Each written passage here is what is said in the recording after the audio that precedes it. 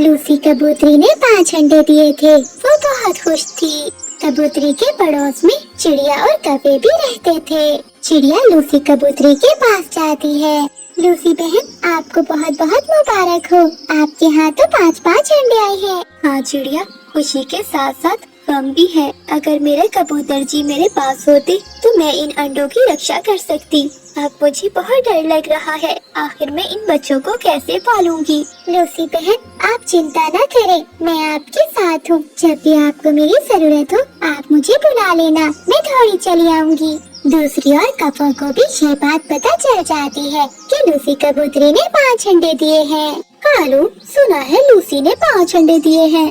कालू जी, कितना अच्छा होता अगर वो चील उस कबूतर के साथ साथ इस लूसी को भी खा लेती। गौरी, तुम ऐसा क्यों बोल रही हो? भला लूसी के बच्चे हमारा क्या नुकसान करेंगे? कालू जी, वो मोटी लूसी क्या थी, अब उसके 5-5 अंडे भी आ गए। जब लूसी के बच्चे निकल आए हम तो भूखे मरेंगे। जंगल का सारा भोजन तो यही खा जाएंगे, हम क्या खाएंगे भला? हाँ गौरी, बात तो तुम्हारी ठीक है, कुछ न कुछ तो करना ही पड़ेगा। मैं अभी जाकर करता हूँ बात। कालू कौवा लूसी कबूतरी के घर जाता है। कालू भैया, ये देखें मेरे प्यारे प्यारे 5 अंडे। लूसी, मैं तुम्हें पहले समझा रहा हूँ, ये जंगल के सारे फलों के पेड़ हमारे हैं, यहाँ से तुम अपने बच्चों को कुछ भी नहीं दोगी। कालू भैया, ये पेड़ पौधे सबके साझे हैं, फिर आप ऐसा क्यों कह रहे हैं? हाँ लूसी, आज तक ये सबका साझा था, लेकिन अब से ये सब हमारा है, क्योंकि किसी भी पक्षी के 5-5 अंडे नहीं हुए। इसीलिए खबरदार, बच्चों के होते ही तुमने यहाँ से भोजन लिया तो अगर मैंने तुझे देख लिया तो मैं बहुत मारूंगा तुझे और तेरे बच्चों को भी। ऐसे धमकाकर कालू कौवा घर चला जाता है। ऐसे ही कुछ दिन बीत जाते हैं। लूसी कबूतरी के अंडों से बच्चे भी निकल आते हैं। अगले दिन लूसी कबूतरी अपने बच्चों से बोलती है, मेरे प्यारे बच्चों, आज मैं तुम सबका भोजन लेने दूसरे जंगल जा रही हूँ। हो सकता है मुझे आने में देर हो जाए। तुम सब रोना मत और घोंसले से बाहर नहीं जाना। अगर मैं चिड़िया बहन से मदद मांगूंगी तो आखिर कब तक? मुझे अपने बच्चों के लिए खुद ही कुछ करना होगा। लूसी कबूतरी ऐसा सोचती है और वो अगले दिन से ही भोजन लेने चली जाती है। कालू जी, कबूतरी के बच्चे घर में अकेले बैठे हैं। लगता है कबूतरी भोजन लेने दूसरे जंगल गई हुई है। ज्योति, कैसे नहीं, मेरे डंडे से डर जो लगता है सबको। हाँ, बस कोई बड़ा काम नहीं कर दिया तुमने। मजा तो तब आता जब वो कबूतरी अपने बच्चों को साथ लेकर दूसरे जंगल ही चली जाती। बच्चों को इंतजार करते करते सुबह से शाम हो जाती है। बच्चे भूखे थे, उन्हें तो उड़ना भी नहीं आता था। भैया, बाहर पेड़ पर कितने फल लगे हुए हैं, हम यहीं से खा लेते। मम्मा को इतनी दूर जाने की भला क्या जरूरत थी? गुड़िया, मम्मा ने कहा है कि अगर वो यहाँ से भोजन लेंगी तो वो कौवे हमें मारेंगे। ऐसे बच्चे बहुत उदास थे, पर मम्मा कबूतरी क्या करती? उसे कौवों से बहुत डर लगता था। वो भोजन लेकर वापस आ रही थी कि रास्ते में एक शिकारी चील उसे देख लेती है। अरे वाह वाह, कबूतरी, आज तो मुझे कबूतरी का मांस खाने को मिलेगा। ऐसा कहते हुए वो जालिम चील कबूतरी पर हमला करती है और उसे मारकर खा जाती है। बच्चे घर पर अकेले थे और रो रहे थे। रानू चिड़िया बच्चों की आवाज सुनकर वहाँ आती है। अरे बच्चों, क्या हुआ? आप इतना शोर क्यों मचा रहे हो? और आपकी मम्मा कहाँ है? आंटी, हमारी मम्मा हमारे लिए सुबह से भोजन लेने गई हुई है, मगर अभी तक लौट कर नहीं आई। अरे बच्चों, ऐसा कैसे हो सकता है? मुझे तो लूसी ने कुछ नहीं बताया। वो अकेले भोजन क्यों लेने चली गई? अब तो रात हो गई है, जरूर वो किसी मुसीबत में होगी। थोड़ी देर बाद मिठू तोता भी वहाँ आ जाता है। चिड़िया बहन, मैं दूसरे जंगल से लौट रहा था, तभी मैंने देखा कि जालिम चील ने लूसी कबूतरी को मारकर खा लिया है। मिठू भैया जी, आप क्या कह रहे हो? इन छोटे छोटे बच्चों का क्या होगा? ये कैसे अपनी माँ के बिना रहेंगे? फिर रानू चिड़िया कबूतरी के बच्चों को लेकर अपने घर में चली जाती है। कालू जी, जरा उठो और जाकर देखो, चिड़िया के घर से बच्चों की आवाजें आ रही हैं। कहीं चिड़िया ने भी तो बच्चे नहीं दे दिए? हाँ गौरी, आवाज तो चिड़िया के घर से ही आ रही है, मैं जाकर देखता हूँ। फिर कालू कौवा चिड़िया के घर जाता है अरे ये क्या चिड़िया, ये कबूतरी के बच्चे तुम्हारे घर में क्या कर रहे हैं? कालू भैया, लूसी को चील ने खा लिया है। ये बच्चे बेचारे अनाथ हो गए हैं, इसलिए आज से मैं ही इनकी माँ बनकर इन्हें पालूंगी। क्या चिड़िया, ये तुम क्या कह रही हो? अगर तुम्हें इन बच्चों को पालना है तो यहाँ से जाना होगा। क्यों कालू, ये पेड़ मेरा है और ये घर भी मेरा है, मैं नहीं जाऊंगी कहीं। चिड़िया, तुमने एक बार सुना नहीं, मेरे मामा जी आ रहे हैं और वो इसी पेड़ पर अपना घर बनाना चाहते हैं। वो सुबह ही आने वाले हैं। तुम जल्दी से इन बच्चों को लेकर यहाँ से चली जाओ, वरना मुझे निकालना अच्छी तरह से आता है। काफी, मैं तुमसे नहीं डरती, मैं नहीं जाऊंगी। मैं भला इतनी जल्दी इन छोटे बच्चों के लिए घर नहीं बना सकती। क्या कहा? मेरी बात नहीं मानेगी? लगता है तो जानती नहीं मुझे। ये कहते हुए कालू कौवा डंडा उठाता है और कबूतरी के बच्चों को मारने लगता है। कालू, बस करो, मेरे बच्चों को और न मारो, मैं चली जाऊंगी यहाँ से। हो, अब आई अकल ठिकाने, या और लगाऊं डंडे की मार। चल भाग यहाँ से। फिर रानू चिड़िया कबूतरी के बच्चों को साथ लेकर दुखी मन से वहाँ से चली जाती है। कालू कौवा हंसता हुआ अपनी पत्नी से बोलता है, गोरी, भगा दिया मैंने चिड़िया और कबूतरी के बच्चों को भगा दिया, और लूसी को भी एक चील ने खा लिया। अब कोई भी नहीं रहेगा हमारे पड़ोस में। अरे बाबा, मेरे सुंदर पति जी, ये तो तुमने बहुत अच्छा किया। अब हम पास वाले घरों में किराएदार रखेंगे और वो हमें दाना देंगे। रात अंधेरी थी। चिड़िया खुले आसमान में अपने छोटे छोटे बच्चों को साथ लेकर खड़ी हुई थी। ऐ ऊपर वाले, मैं इन छोटे छोटे बच्चों को लेकर कहाँ जाऊंगी? अब आप ही मेरी कोई मदद करें, कोई रास्ता दिखाए मुझे। रानू चिड़िया ऐसे रो रही थी। तभी वहाँ पर एक जादुई परी आती है। वो चिड़िया के लिए सबसे पहले एक सुंदर सा घर बनाती है। छोटी चिड़िया, ये जादुई घर है, जहाँ पर तुम्हें भोजन की भी कोई कमी नहीं होगी। मैं इन छोटे बच्चों के लिए आई हूँ। आज से तुम इन छोटे बच्चों को साथ लेकर इसी घर में रहना। परी जी, आपका बहुत बहुत धन्यवाद। फिर परी वहाँ से आसमान में चली जाती है और चिड़िया कबूतरी के बच्चों को साथ लेकर घर में चली जाती है। अरे, ये कौन सा फल है? पहले तो मैंने कभी नहीं देखा ऐसा फल। ऐसा कहते हुए गोरी का भी थोड़ा पास जाकर फल के पास बैठ जाती है। अरे, ये फल तो बहुत स्वादिष्ट लग रहा है, मगर क्या करूं? आखिर मैंने इस फल को खा लिया और मुझे कुछ हो गया तो? नहीं, मैं एक काम करती हूँ, पहले इस फल को किसी और को खिलाकर देखती हूँ, तब पता चलेगा।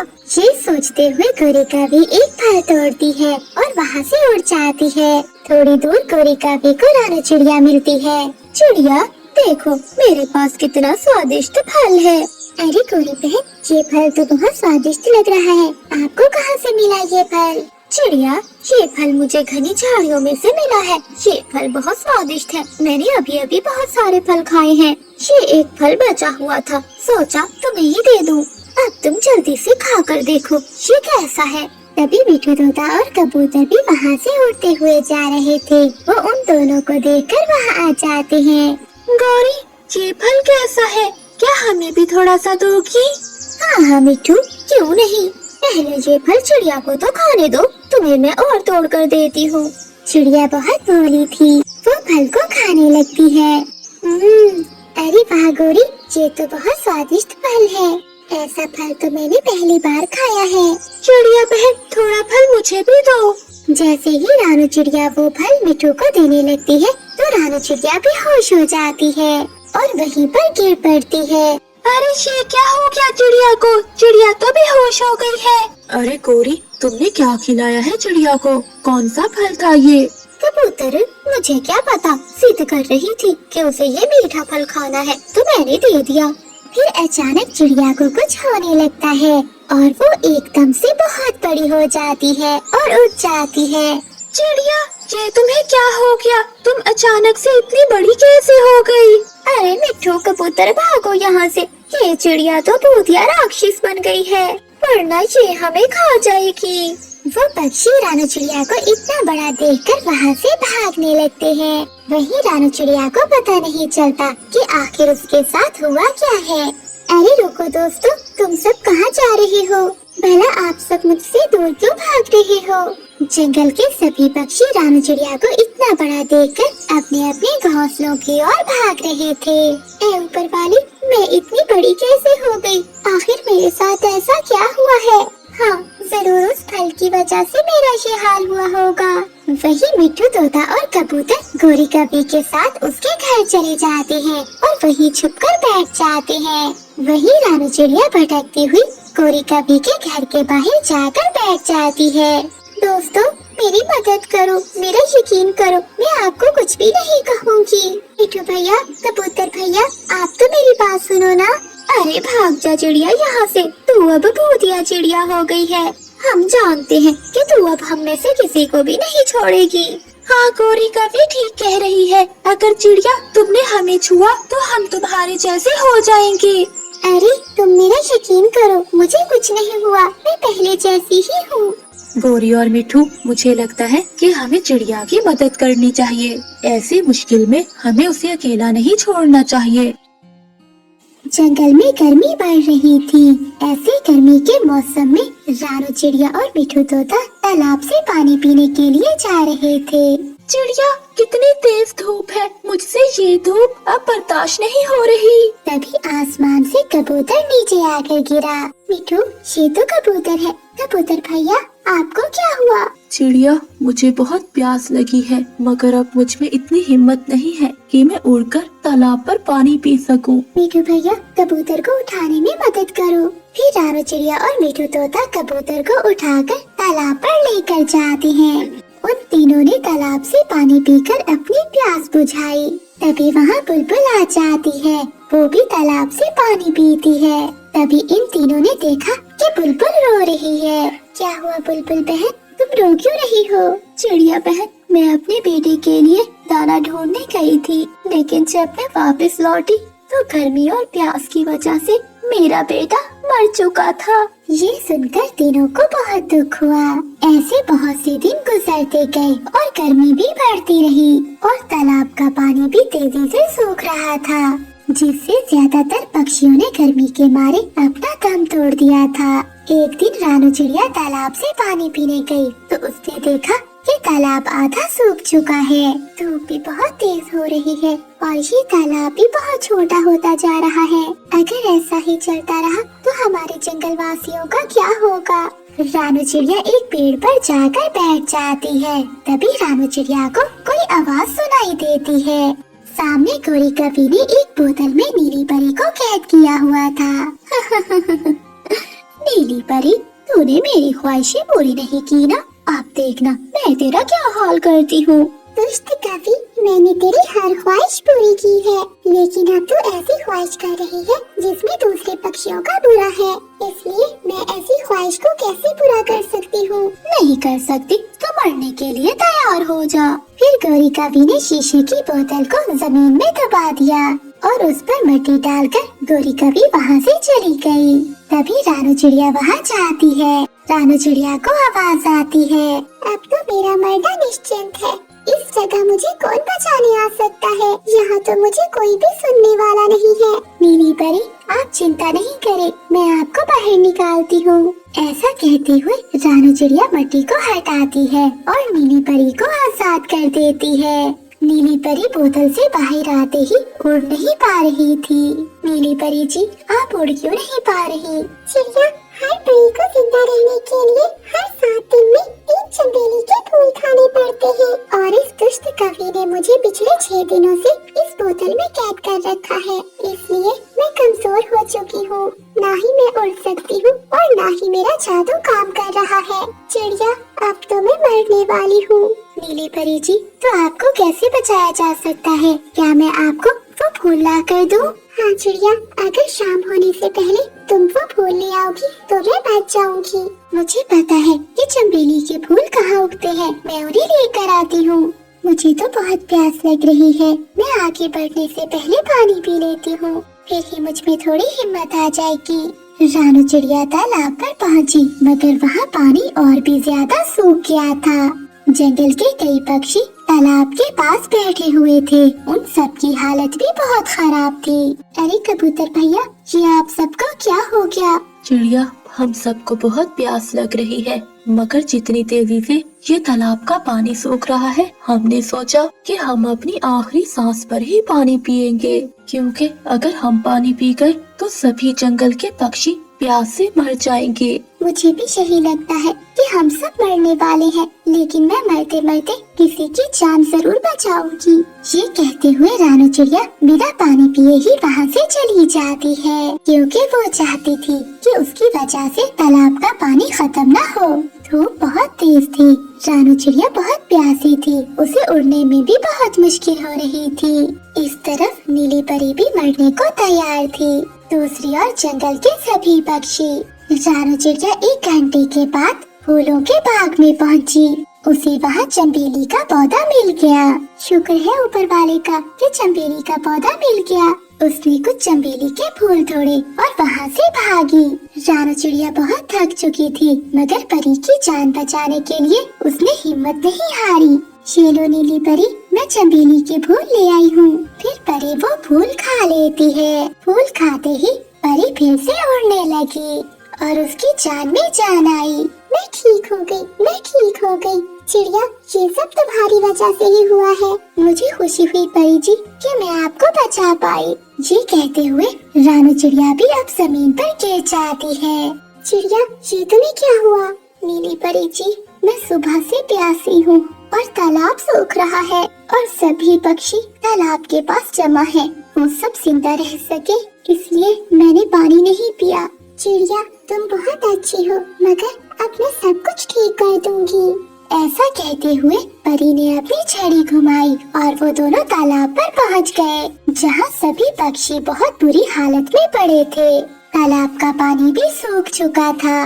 चिड़िया, तुम भी आ गई। लगता है हम सब एक साथ इस दुनिया से जाएंगे। ऐसा कुछ नहीं होगा प्यारे दोस्तों। ऐसा कहते हुए नीली परी ने अपनी छड़ी घुमाई और तालाब पूरा पानी से भर गया, जिसे देखकर सभी पक्षियों ने उठकर पानी पिया।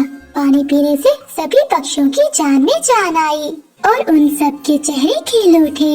नीली परी, तुम्हारी वजह से आज हम सब की जान बच पाई है। हमें समझ नहीं आ रहा कि हम तुम्हारा कैसे धन्यवाद करें। नहीं, मेरी जान रानू चिड़िया ने बचाई है, तभी तो मैं आप सबकी जान बचा सकी। चिड़िया, तुम्हारा बहुत बहुत धन्यवाद। हम बहुत भाग्यशाली हैं कि तुम जैसी एक अच्छी चिड़िया हमारी दोस्त है। सही कहा। और मैं आप सबको ये बताना चाहती हूँ कि ये तालाब अब कभी भी नहीं सूखेगा। तुम सब पक्षी जितना भी पानी पियोगे, सुबह होते ही ये तालाब फिर से भरा होगा। अरे वाह, अब तो मजा आ जाएगा। गाइस, अगर आपको हमारा वीडियो अच्छा लगा तो प्लीज इस वीडियो को लाइक, कमेंट, शेयर, सब्सक्राइब जरूर करिएगा। आपका बहुत बहुत धन्यवाद।